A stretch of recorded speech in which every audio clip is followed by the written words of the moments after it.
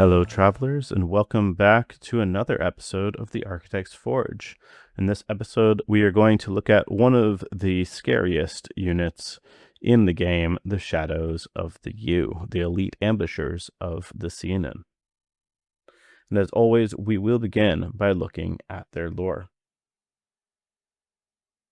Trained with the strictest discipline, the Shadows of the U are a highly qualified unit of warriors who specialize in direct interventions, the lethality of which are such that by the time their target sees them, it is always too late. The Shadows of the U are capable of blending in with their environment, covering large distances of terrain without disturbing a single leaf.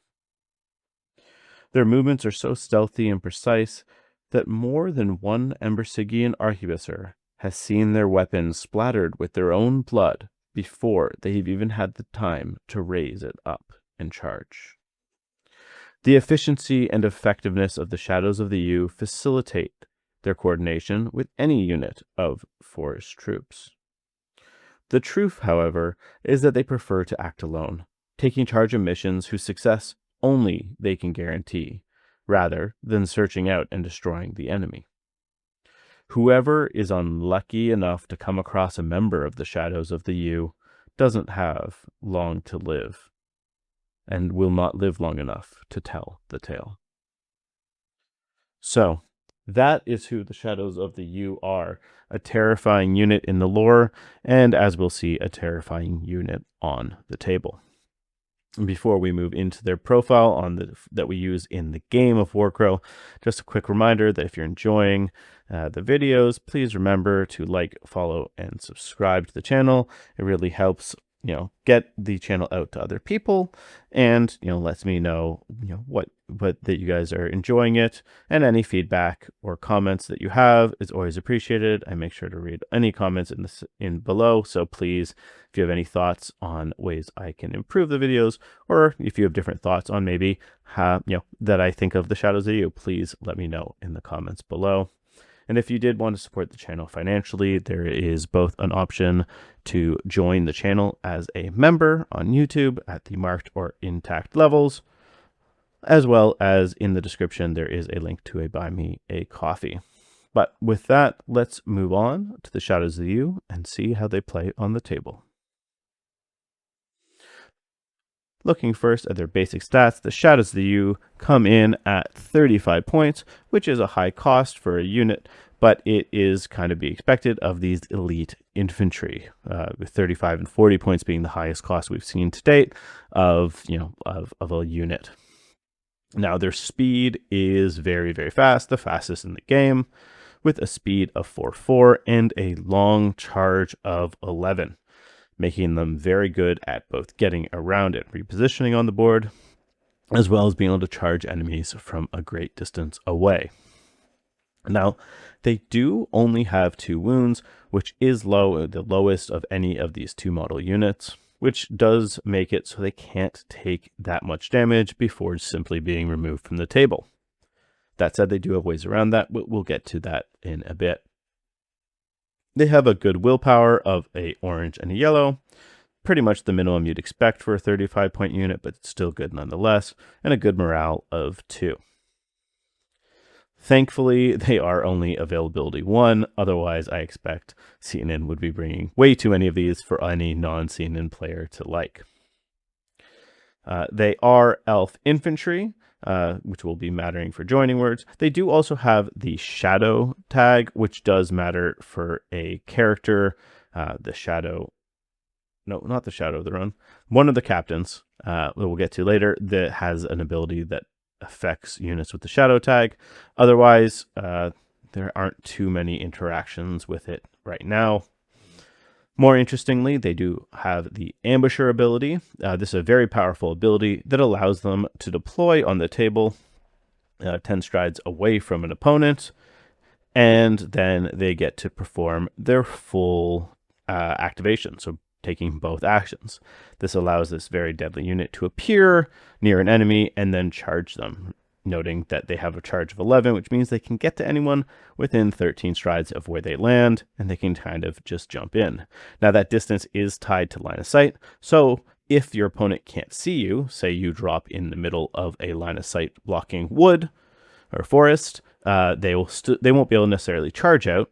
Although we'll see in a second, they might be able to, but they can assault out and get you. So very easy to get them where they want to be.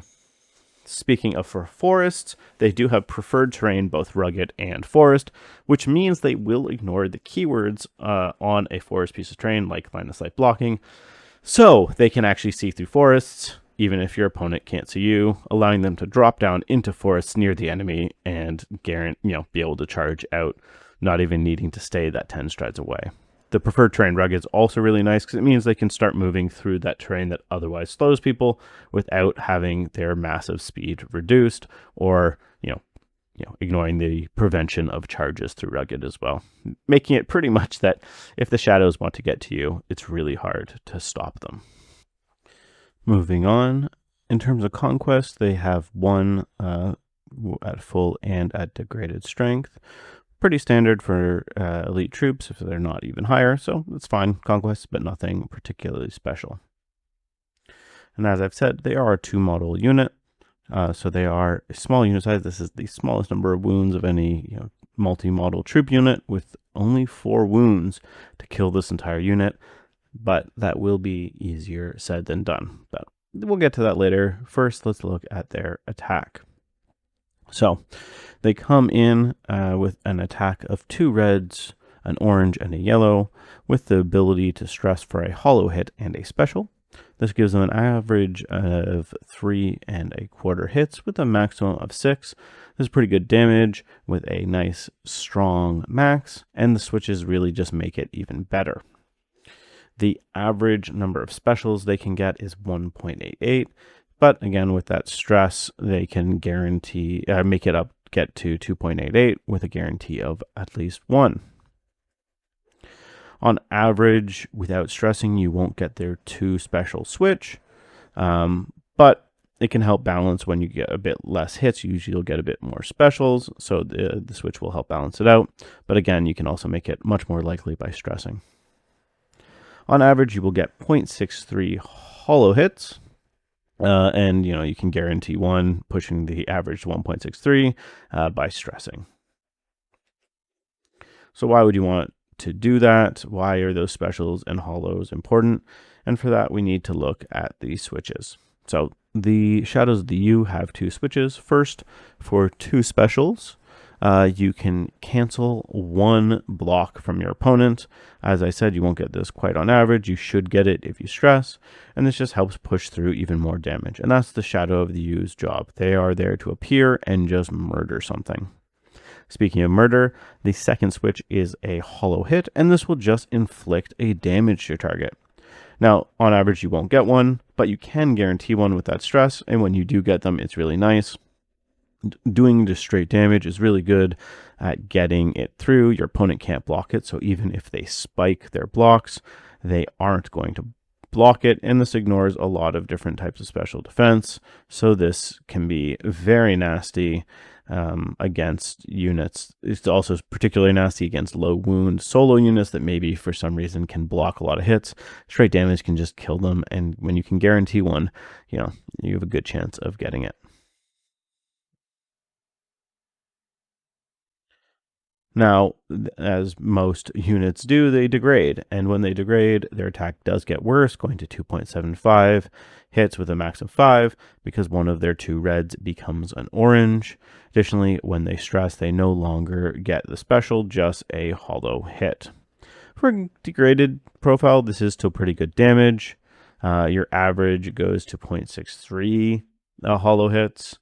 Again, 1.63 when you stress, because you get 1 for sure and guaranteed. And we're not going to talk about specials, and that because when we get to the switches, we see the double special switch to cancel a block is gone, but you're just as likely to still get that hollow hit to do an auto damage as you were when you were undegraded. It is nice that it's still there to just try and push through a little bit of damage even when you're down to just 1 shadow.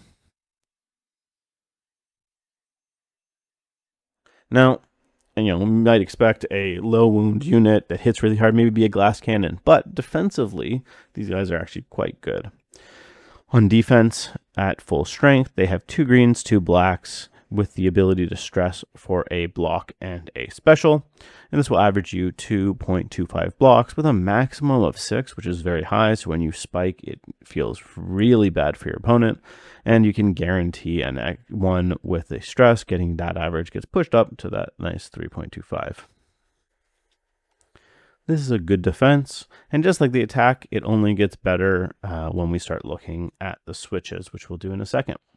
For then some other stats, we get an average of 2.25 specials, 3.25 with stress because that guaranteed one, which means on average you will get your switch once.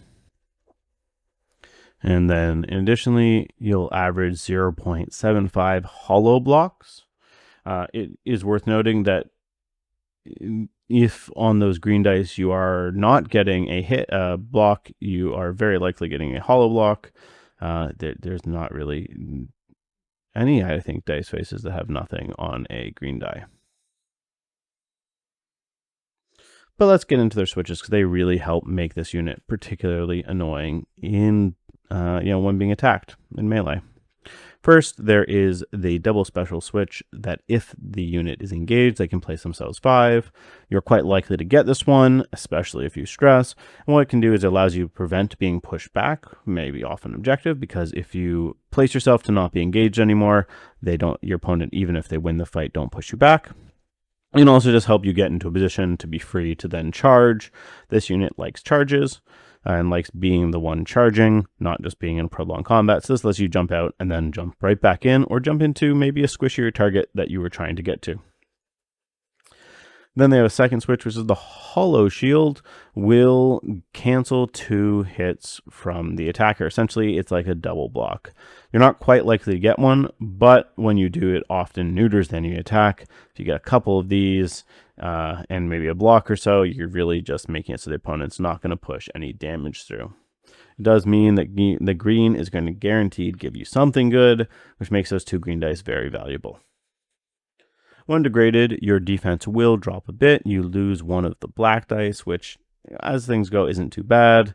Dropping the average of to only 2 blocks with a max of 5 instead of 6.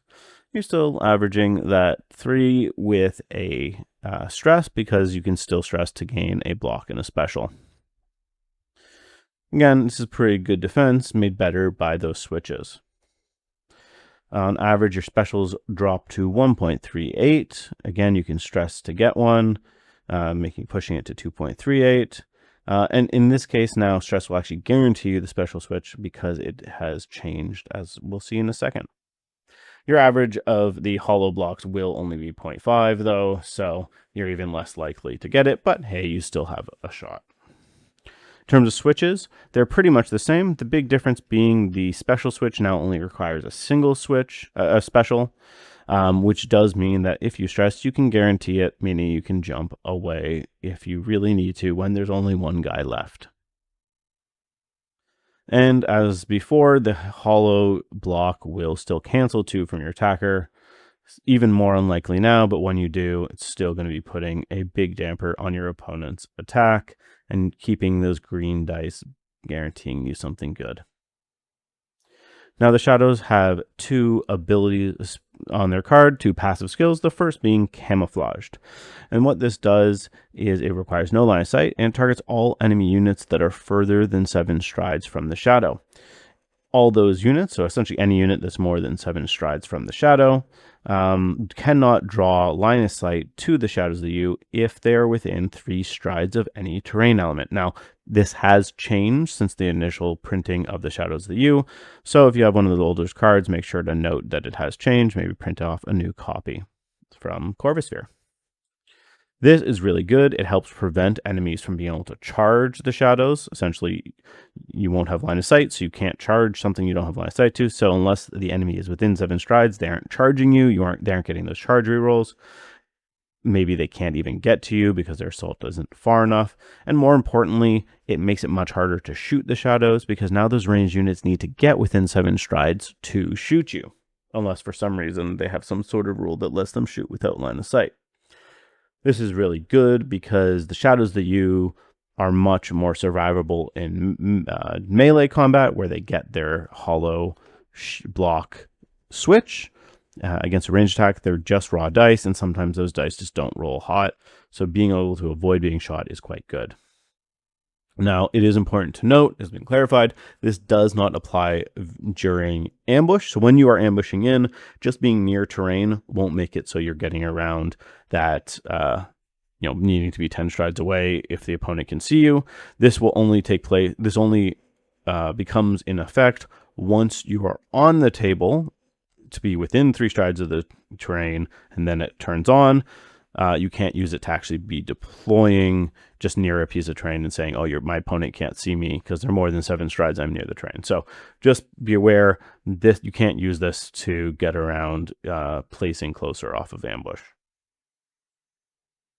Their second passive ability, and one that is very annoying to deal with and makes them even more deadly, is silent and precise. And this says that when the shadows are charging or assaulting, your target cannot activate its switches, cannot hold and shoot, and cannot apply passive skills that activate when being the target of a charge, an assault, or when they engage in combat. Now, again, this helps protect from one of their biggest weakness, that being shot. This prevents those hold and shoots that could pick off some wounds from this relatively low wound unit on its way into an attack. And as I said, I think being shot is one of these guys' biggest weakness that they can kind of get around with their passives. The no switches part makes it so their damage is that much more reliable. There's a lot of units in the game that have switches to add shields in different way, add blocks in different way, and these guys just say, no, you can't do that when we're charging or assaulting you. When paired with Leoslaith, who we'll talk about later, probably in a few weeks or a couple months at this rate, they can make it even worse, where she can make them vulnerable and say they also don't get their stress modifiers. But even on their own, the Shadows of you saying no to switches just makes their damage even more reliable. Now, that last part about passive skills that activate when being the target of a charge and assault, this is a much more limited number of units this actually impacts. There's actually a very limited number of passive skills in the game right now that trigger in those situations. The main one that comes to mind is, of course, the Bulwarks, who, when you charge them, they have a passive ability that says they get an extra block, and they do damage to, or they do damage to you on their way in, type of thing, or they get hits in the defense roll. So that ability won't turn on. There's a couple others, but that's the main one that I can think of. It's not just all passive abilities. It's important to know it's only ones that specifically trigger when the defender is the target of a charge, assault, or when they are engaged in combat. So that's the Shadows of you. Let's just quickly summarize this nasty unit. They are highly mobile and highly lethal. They are capable, thanks to ambush, to really, and the preferred terrains that they have, really just capable to get to any enemy they want, and with their very high damage, are quite likely to just kill a lot of things. Either wipe out units entirely and models entirely, especially solo characters will just die to these guys. But if even a normal 4 model unit, even if they aren't killed by this unit, they'll probably be quite crippled. They have some of, if not the best damage output in the game, which makes them very nasty. And while they're somewhat of glass cannons, as we've seen with their defensive switches and their ability to just make it hard to be attacked in the first place, they're surprisingly survivable. So it makes it so they aren't just necessarily a drop in, kill something, and then get killed themselves. They can actually probably jump in, kill something, use their good move to run away, and then get in position to maybe jump in and attack someone else because they aren't able to be dealt with in your opponent's turn. Now, as I've noted, they are vulnerable to things like auto damage from switches that gets around their good defense and ability to add blocks. With only 2 wounds each, any bit of auto damage is just really punishing to them, because they can't block it. They can't use their cool switches. It's just going to kill them, and all they have is 4 wounds. As I've also noted, they are, in my mind, vulnerable to ranged attacks, because one of the things that makes their defense so consistent is that hollow shield switch, and against range attacks they use it. But overall, this is a very strong unit. It's very uncommon, I think, in a competitive setting, at least, for Syenann players to not be running a unit of Shadows of the U. I expect to see them most times. And they're just something you need to learn to deal with. There are different factions of different counterplays to them. The dwarves have Roderick to give them disarmed when they come in, which they really don't like. But other than that, they're just a hard-hitting unit that you're going to need to deal with facing Syenann. And as a Syenann player, one thing you want to do is learn when to drop them. There is, a lot of times people feel the urge to drop this unit early, get a kill in early, get some damage in early. But the longer you can wait and hold these guys off and make your opponent worry and need to think about where they could come in, the more powerful they become. So try, if you can, to hold off dropping them too early and just having them in your back pocket. But those are just my thoughts, and I'd love to hear your thoughts in the comments below. I hope you enjoyed this video. Remember to please like, follow, and subscribe. And with that, as always, may the dice be ever in your favor.